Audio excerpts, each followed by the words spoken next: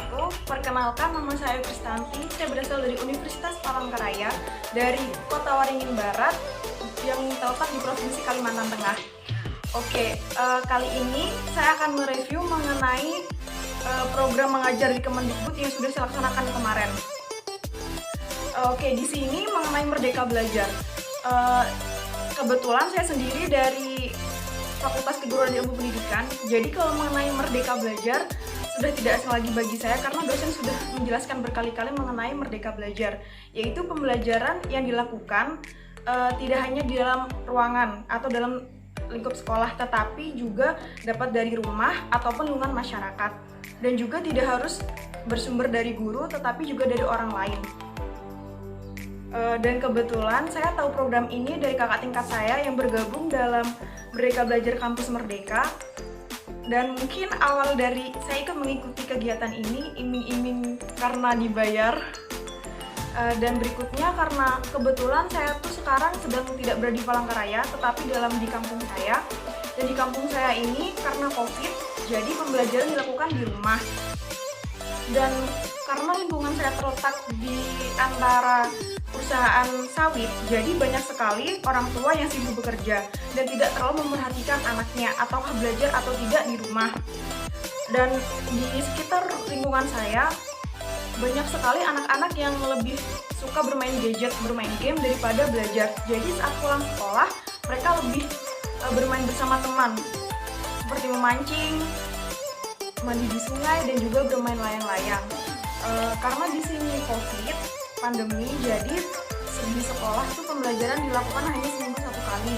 Itu pun bergantian dengan kelas 1 dan sampai kelas 6. Dan di sini sasaran siswa yang saya bantu itu untuk jenjang SD, karena di sekitar rumah saya lebih dekat dengan SD 1 Amin Jaya, dengan anak kelas 2 sampai kelas 4 SD. Materi yang saya ajarkan menyesuaikan dengan kebutuhan mereka di sekolah. Jadi misalkan di sekolah mereka sudah belajar IPA atau matematika, atau kalau sekarang kan tematik, jadi tema 3, tema 2, tema 1. Jadi saat pulang saya mengulas materi mereka, jadi seperti penguatan. Karena terkadang saat belajar di sekolah, saat pulang itu lupa. Jadi saya memberikan penguatan agar mereka ingat terus materi yang sudah diberikan di sekolah. Metode pengajaran yang saya gunakan yaitu metode pengajaran secara langsung, karena saya langsung datang ke rumah setiap peserta didik. Di sini saya menyesuaikan jadwal mereka. Jadi saat misalkan hari Senin mereka sekolah, jadi pulang dari sekolah malam biasanya saya ke rumah mereka untuk memberikan penguatan. Karena jika setelah pulang sekolah saya memberikan pengajaran, pasti mereka akan malas karena sudah belajar di sekolah, jadi kenapa harus belajar di rumah. Jadi saya harus memberikan jeda seperti malam. Dan berikutnya dengan metode secara langsung ini, misalkan contohnya saya mengajar tema 3 mengenai ciri-ciri makhluk hidup. Jadi saya jelaskan dulu materi dari ciri-ciri makhluk hidup ini apa saja, pengertiannya, ciri-cirinya, lalu saya aplikasikan dengan menggunakan gambar. Menurut saya media gambar ini sangat mudah diterapkan untuk anak-anak jenjang SD karena mereka lebih suka bermain. Jadi dengan gambar mereka bisa lebih antusias. Karena kalau dengan metode ceramah saja mereka mudah mengantuk dan mudah bosan karena mungkin masih anak-anak SD. Jadi lebih suka ingin bermain secara terus-menerus. Dan juga saya juga menggunakan gadget saya seperti pada pembelajaran IPS mengenai keberagaman yang ada di Indonesia ini, seperti lagu-lagu daerah itu saya perkenalkan melalui HP. Jadi bisa carikan di YouTube, saya beritahukan kepada mereka bahwa ini lagu-lagu daerah yang ada di Indonesia ini. Dan saya juga mengajar tidak hanya anak SD tapi juga anak MI yang ada di dekat rumah saya. Kondisi sebelum dan sesudah pengajaran, sebelumnya ada anak yang tidak bisa doa sehari-hari. Bahkan Al-Fatihah pun juga tidak tahu atau tidak hafal. Jadi di sini saya biasakan setiap saya ingin memulai pengajaran, saya ajarkan dengan sebelum memulai pelajaran diharuskan membaca Al-Fatihah atau surah 1 menit atau doa sehari-hari sebelum memulai aktivitas. Dengan begitu jika diberikan secara terus-menerus, anak-anak akan mudah ingat.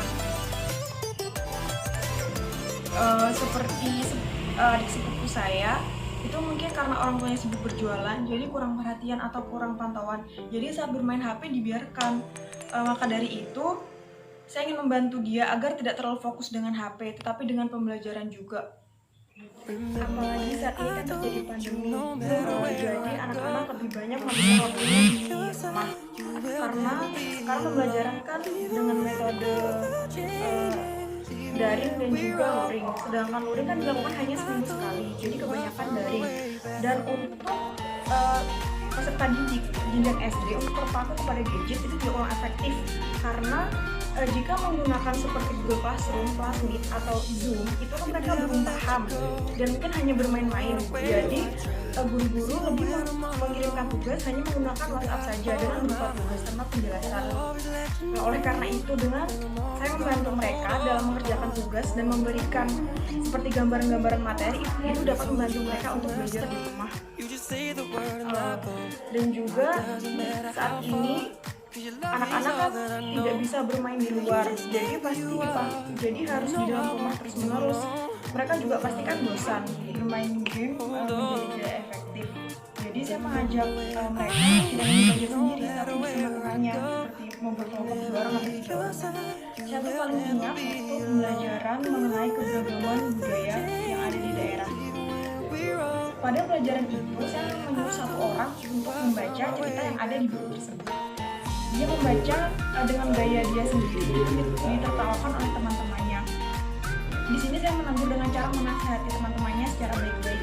Di sini saya memberikan pembelajaran bahwa hal seperti itu juga menyangkut dalam menghargai keberagaman. Dengan cara dia bicara, kita mendengarkan dengan tidak tertawa dengan logat bicara dia, itu juga salah satu menjadi cara kita menghargai orang lain, menghargai orang lain, apalagi kan itu teman kita. Dan alhamdulillah untuk respon orang lain positif, karena kan dengan begini kami juga bisa membantu orang tua, tanggung jawab orang tua dalam mendidik anaknya. Karena kan orang tua bekerja, jadi di rumah saat anak belajar tidak dikontrolasi, jadi tidak tahu apakah harus belajar atau hanya bermain. Nah dengan ini saya bisa membantu untuk mengawasi mereka untuk belajar saat orang tuanya tidak ada di rumah. Dan karena pendidikan itu kan sangat penting, tidak hanya pendidikan mengenai mata pelajaran, tapi juga pendidikan karakter yang ada di lingkungan masyarakat. Dan memang pendidikan dari orang tua itu sangat-sangat penting, karena pendidikan awal yang diterima oleh seorang anak ini yaitu pendidikan dari orang tua. Di sini saya juga menggunakan metode diskusi. Saya kan mengajarkan 2-3 orang peserta didik. Jadi saya kumpulkan dan saya buatin diskusi 3 orang atau 2 orang itu untuk memecahkan suatu masalah yang ada di misalkan saya menggunakan video buku. Jadi di buku akan ada materi, saya ingin mereka diskusi memecahkan masalah tersebut. Di sini saya mengajarkan untuk saling bekerja sama dan juga bagaimana menghargai temannya untuk menyampaikan suatu pendapat.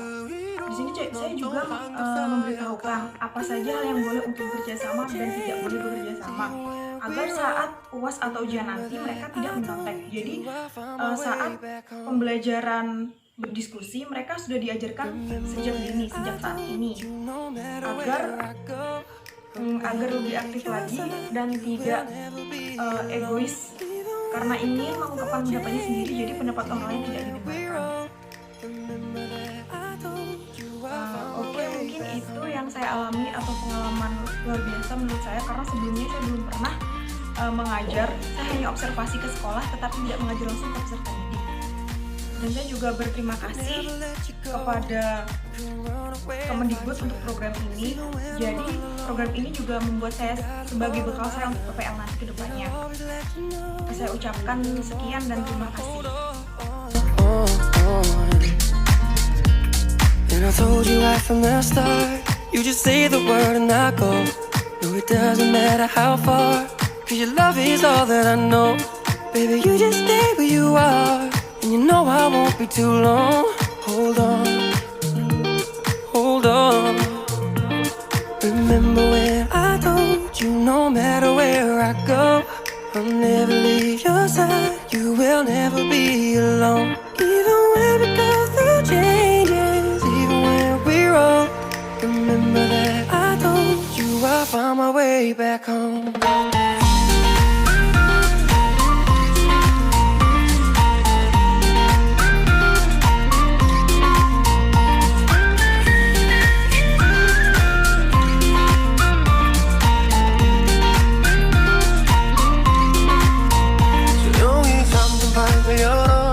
기억을 꺼내들어 있어준 시간 위에서 선명히 너는 떠올라 길이는 맘속에 널 가둔 실사람 그만 멈춘 시간 속 잠든 너를 찾아가 아무리 막아도 결국 너의 곁인 걸 결국엔 여행을 끝내 이젠 돌아가 너라는 집으로 지금 다시 way back home 세상을 뒤집어 찾으려 해 오직 너로 완결된 이야기를 No, I won't never lose as long as you're there.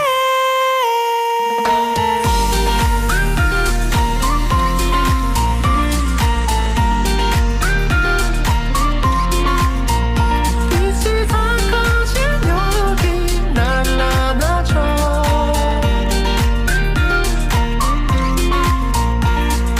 눈을 감으면 소리 없이 밀려와 이 마음 그 위로 넌 또 한겹 쌓여가 Even when we go through changes Even when we're old Remember that I told you I found my way back home